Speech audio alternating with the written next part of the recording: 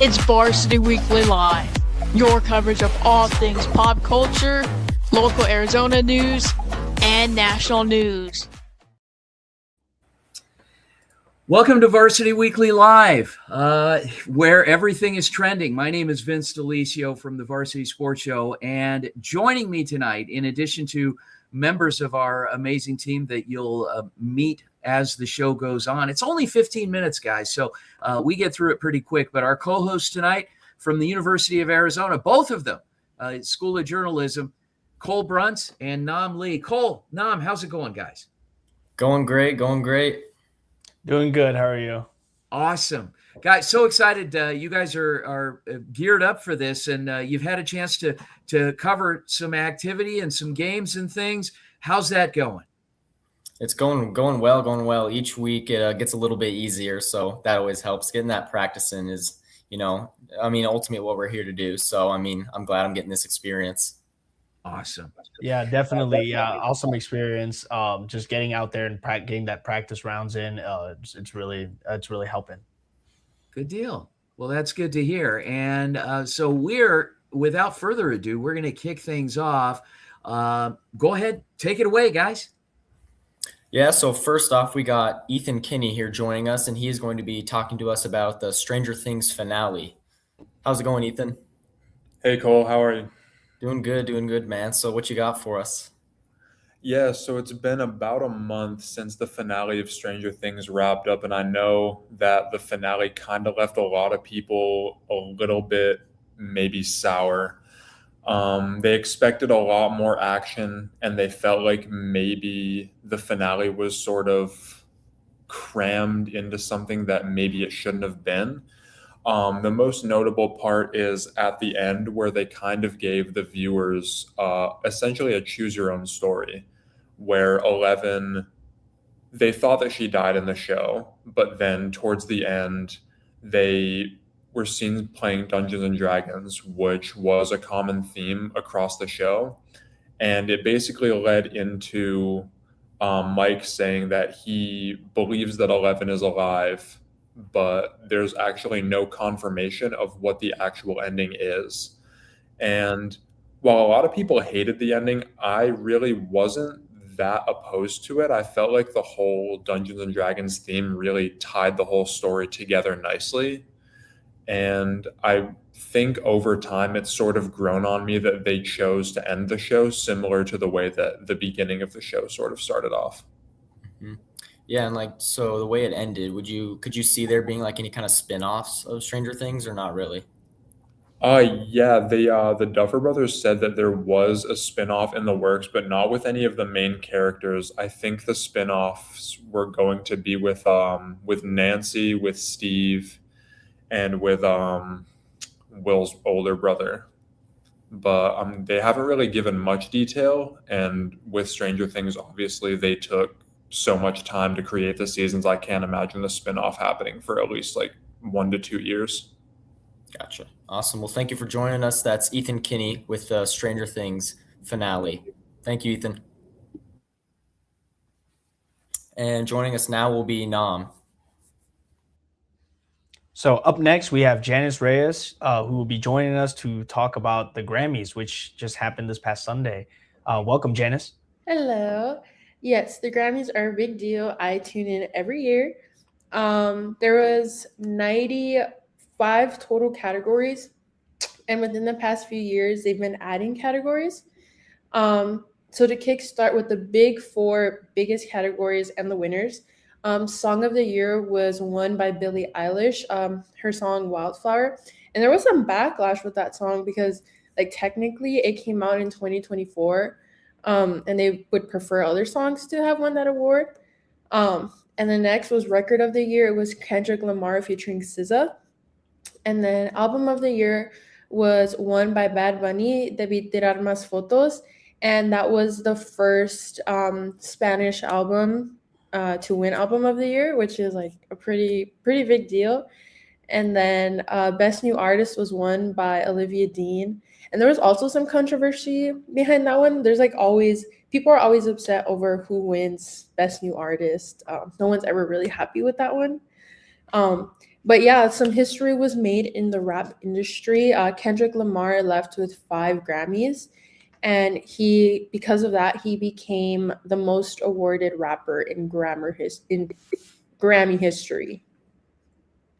Yeah. So one thing that caught my attention in the Best New Artist category was Leon Thomas. That was an interesting name that came Yeah. up in the nomination. Obviously, I don't know if you're familiar. He was big on Nickelodeon Mhm. about 12 years ago, 12, 13 years ago. Any opinions on that? Yeah, I mean, honestly, I love the album. I love the song. I love his performance in the Grammys. And honestly, I was like, whoever wins this is well deserved. I loved watching all of their performances at the Grammys. The Marias are personally one of my favorites. But yeah, I really wasn't upset about who won, who didn't win. So yeah. Awesome. Well, thank you so much, Janice, for telling us a little bit about the Grammys. Obviously, like you said, history was made. Uh, Olivia Dean, obviously, like one of the hottest new artists. Bad Bunny with his album being the first Spanish language album, obviously a huge deal. Another year, it seems like another year of history making Grammy Awards. So, thank you so much for joining us. That was Janice Reyes talking to us about the Grammys. And now we are joined back by Cole Bruns. Hey guys, next coming up, we got Amaya Lucero with a pre-recorded segment talking about the Palo Verde High School winning the National Dance Alliance. Hi, it's Amaya Lucero from Varsity Sports, coming to you from UNLV, reporting on Palo Verde's recent win at NDA. Palo Verde recently competed at NDA Regionals here in Las Vegas, Nevada. On January 24th, the Pantherettes competed 2 routines, one jazz and one palm. Their jazz routine placed first with a score of 91.38. Coronado High School placed second, and Faith Lutheran placed third. Their palm routine placed third with a score of 89.5. Faith Lutheran placed first, and Coronado High School placed second. Palo will host their annual auditions this spring. Audition information usually drops between March and April. Be on the lookout or follow their Instagram at Palo Verde Dance. The Palo Verde dance team is a powerhouse. Last year at Nationals, they took 5th place in the varsity jazz category out of 53 teams. All of the girls' hard work paid off on January 24th. They took home an award for technical excellence. The Palo Verde dance team will go on to compete these 2 routines at Nationals on February 14th. You can log on to the Varsity TV NDA Nationals website to watch the whole competition play out live. Good luck, Palo Verde dancers!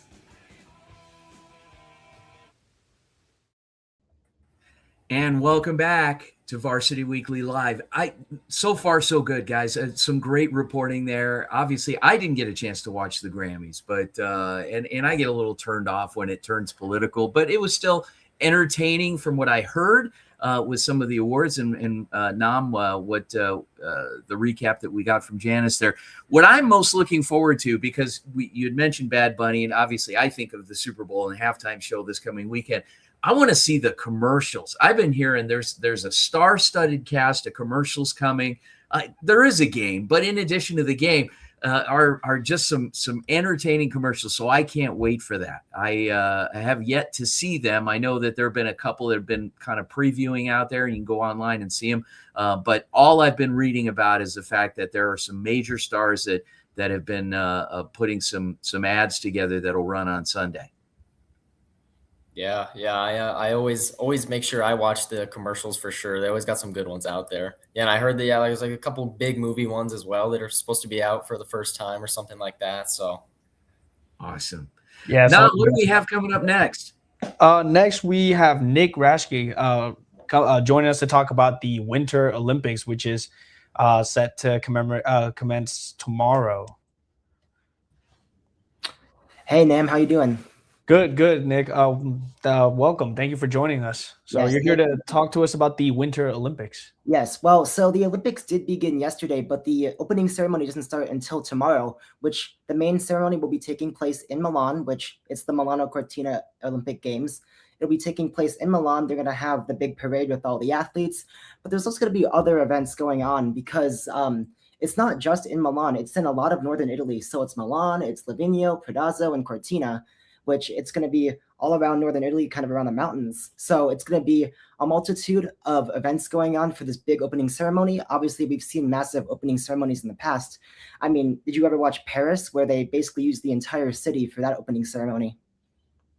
Yeah, no, the Paris Olympics, yeah, that was a treat to watch for sure. The opening ceremonies, they're always in a way they're a big part of the show. A lot of people tune in to that. So I understand this is, if I'm not mistaken, this is the first Olympic that is going to be like co-hosted by like multiple cities rather than just being in one. Is that correct? Exactly. Yeah. So Italy, they're going all out for the Olympics. Obviously, for the opening ceremony, you're going to have Mariah Carey. You're going to have Laura Pausini, a bunch of Italian celebrities, and then you have Snoop Dogg is going to come up. He's going to have a little bit of I'm sure he's going to have some sort of segment. You have former U.S. Gold medalist Shaun White, and yeah, I think that the Winter Olympic culture is different than the summer because winter sports, you can kind of do a lot more in terms of costuming. You don't got to worry about the hot weather or anything.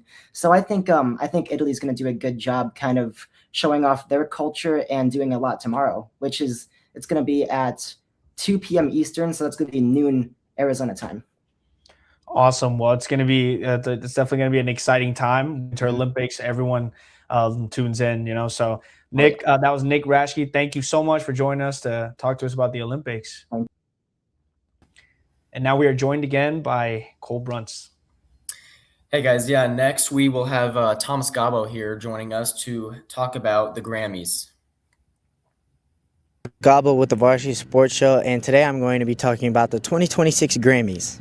Hosted by comedian Trevor Noah, the 2026 Grammys went down at Crypto.com Arena in Los Angeles. Bruno Mars and Rosé opened the show, and we've seen Justin Bieber perform one of his songs, Yukon, for the first time in 4 years. Now getting into the awards. Olivia Dean won Best New Artist. Kendrick Lamar and SZA win Record of the Year with their song Luther.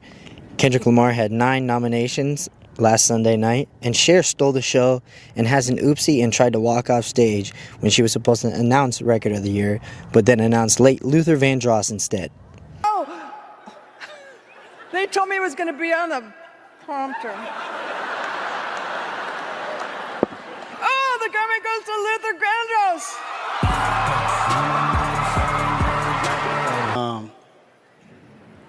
Luther Vandross. Billie Eilish's Wildflower won Song of the Year, and who stole the show at the Grammys was Bad Bunny, winning Album of the Year, having 6 nominations and winning the final award of the night. He is the first Spanish artist to win Album of the Year, and he is also performing the Super Bowl halftime show. He also won 2 other Grammys, but this one highlighted his performance. The Grammys are an important time for singers, songwriters, producers, and all the above to showcase what they've put on in the past year, and many artists' lives were changed and plagued their history in Grammy history. Once again, I'm Thomas Gabo with the Varsity Sports Show.